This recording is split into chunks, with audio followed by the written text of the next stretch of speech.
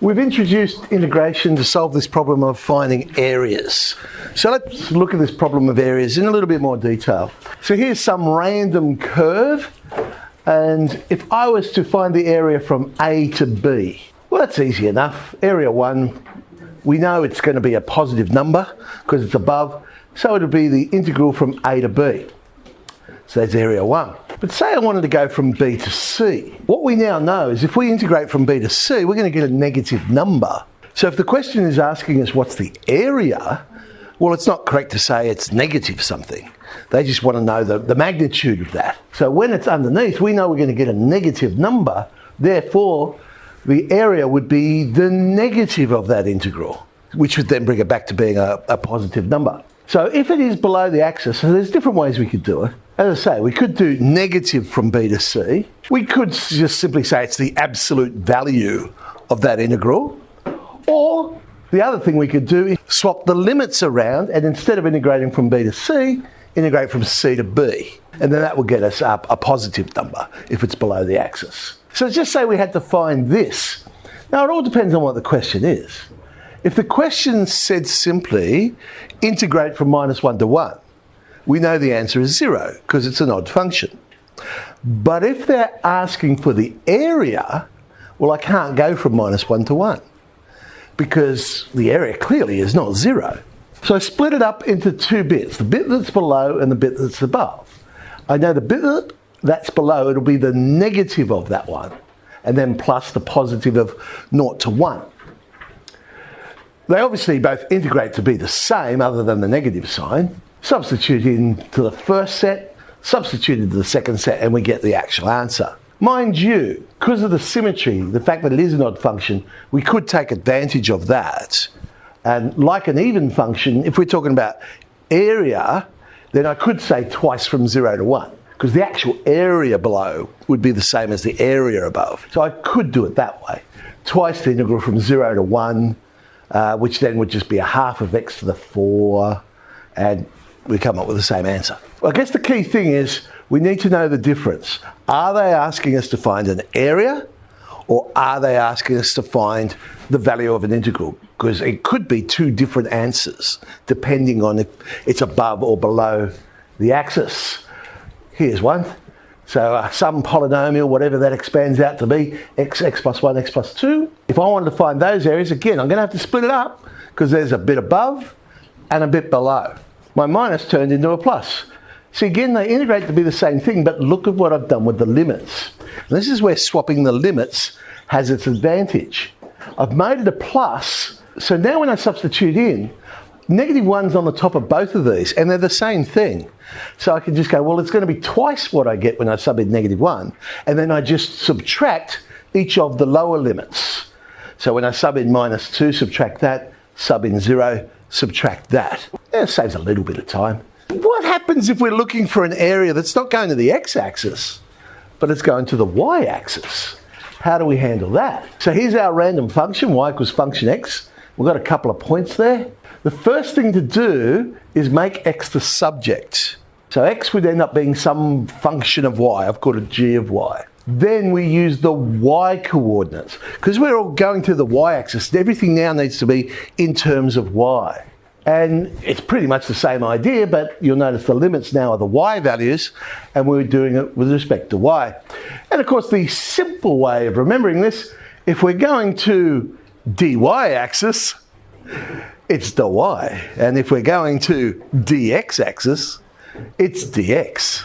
Let's do an example. We have, well, it's not a parabola, but it has the same U shape, x to the power of 4.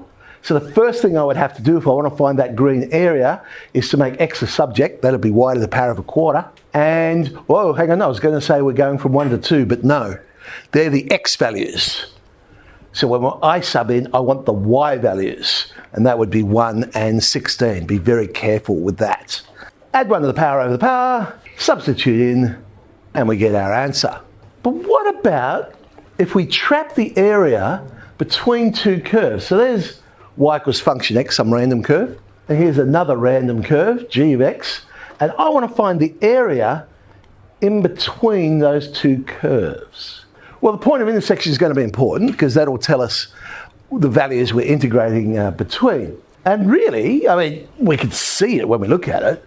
I just got to find the area under the red curve and subtract the area under the blue curve, and we'll get the answer. So when we talk about integration, the limits are the same. I'm going from A to B on both, and it'll be function x minus g of x, and we've got a rule that says, hey, we can pull that into one integral, and it simply becomes the top one minus the bottom one. So whatever the equation of the top curve is, minus the equation of the bottom curve. So let's do an example of one. Y equals x to the power of 5 and y equals x, but we just want the bit that's in the positive quadrant, which is the first quadrant, of course, because that's when x and y are both positive. So let's draw up a beautiful curve. Well, there's the line. That's nice and straight.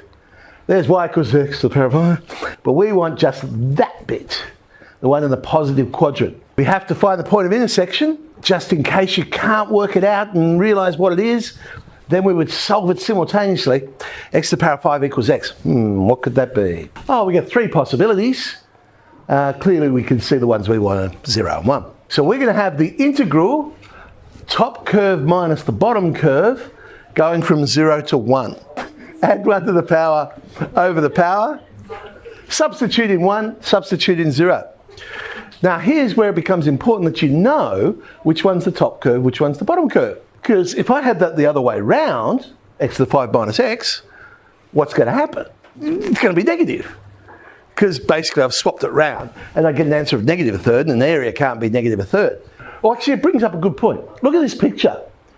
It's in between the two curves, but it's below the x-axis. The beautiful thing about when it's below the x-axis or above the x-axis with this, doesn't matter. It's always top minus bottom. The only time you need to break it up is if the boundaries change. So now we have a look at our picture here. And they don't. The top one is always the line, the bottom one is always the parabola. So we don't have an issue. And oh, that was nicer than the HSC. They actually told us one of the points of intersection. Okay, oh, look what question 1 was. Find the coordinates of A. All right, let's solve them simultaneously. And we end up with a quadratic. There's our two possibilities. One of them they've already told us is 4. So logically, A must have the x value of 1, but 1 minus 3. Okay, now go and find the area of that shaded region. Okay, so it'll be the top one minus the bottom one. And that works out to be minus x squared plus 5x minus 4. Just do our normal integration, add 1 to the power over the power, sub in the 4, sub in the 1, and voila. Don't forget your units because it is an area question. So units squared there. This one's a little bit more interesting because notice now the boundaries change. So from 0 to 1, the top curve is the semicircle, but the bottom curve is the parabola. But when we go from 1 to 2, the bottom curve is no longer the parabola, it's the x-axis.